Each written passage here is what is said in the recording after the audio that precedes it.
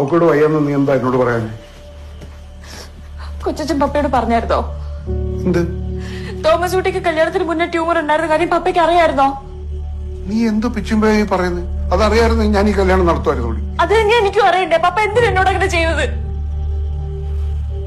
നിനക്ക് ഞങ്ങളെ വിശ്വാസമില്ലേ? എനിക്ക് പപ്പയെ വിശ്വാസമില്ല. അഞ്ചു നിർത്ത്. പപ്പയ്ക്കൊന്നും അറിയില്ല. എന്തറിയില്ല? കൊച്ചച്ഛൻ വീട്ടിൽ വന്നപ്പോ പപ്പ അവിടെ ഇല്ലായിരുന്നു. ഇങ്ങനെയൊക്കെ ആവുമെന്ന് ഞാൻ കരുതിയില്ല. നീ സന്തോഷത്തോടെ ഇരിക്കട്ടെ എന്ന് കരുതിയ വലിയ വീട്ടിൽ നിന്ന് ഒരു ആലോചന വന്നപ്പോ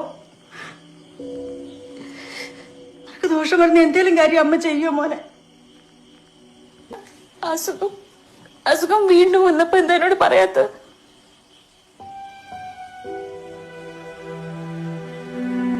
അപ്പോഴെങ്കിലും പറയായിരുന്നല്ലോ അമ്മേ.